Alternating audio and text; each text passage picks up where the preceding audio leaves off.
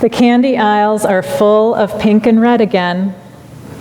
Ads are appearing everywhere for those gifts you most certainly want to be thought romantic enough to have thought of ahead of time.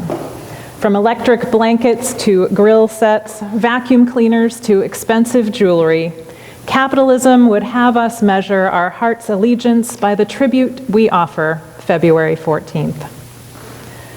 Some of you know I'm not a fan of Valentine's Day for just this reason. The love that I speak of so often as the center of my faith, of our universalist theology, is nowhere to be found in this kind of sentimental pageantry. All the while, the world yearns for the kind of life-saving love that's not about romance and not only in warm, fuzzy feelings, but it's about understanding how deeply and profoundly we're connected to each other and to that mystery beyond our naming. Because it's so hard to name without repeating the word love so many times it's rendered meaningless, this morning I'd like to offer you stories of how I have come to know God as love. Ironically enough, one of the most powerful lessons came to me on Valentine's Day about 8 years ago. Our son Kian had just begun Montessori preschool and had just turned 3. We'd never celebrated Valentine's Day in our home, and I remembered having this passing question in my mind as he left for school that day, wondering if they were going to celebrate in preschool.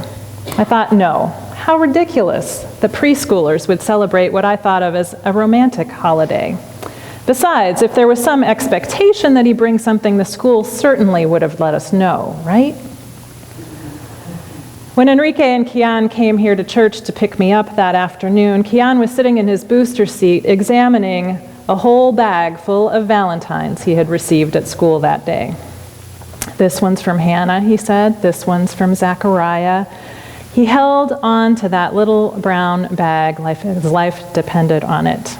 He had memorized which one was from whom, and I was mortified, angry, confused.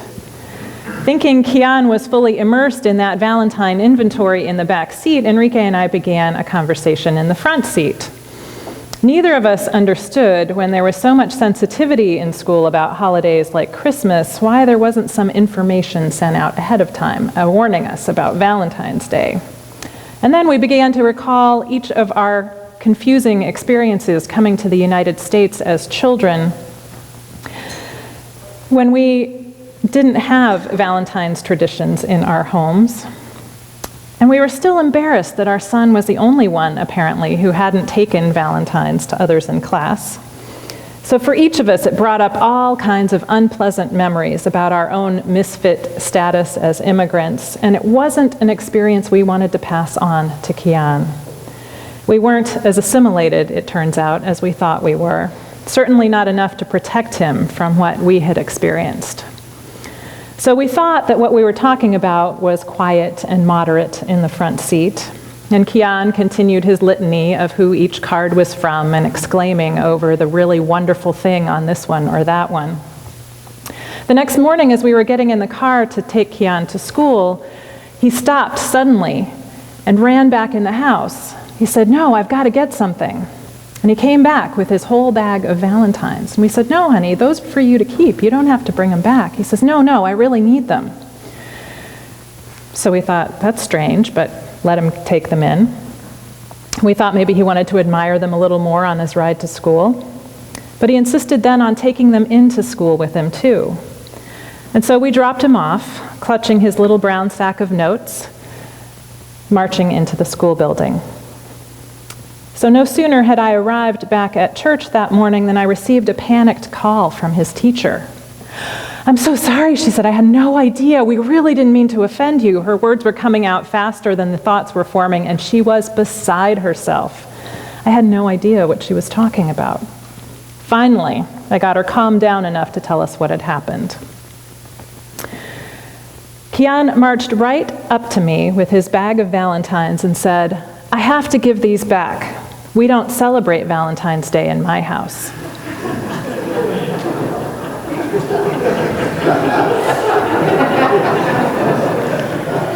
When she insisted that he keep them, he refused outright.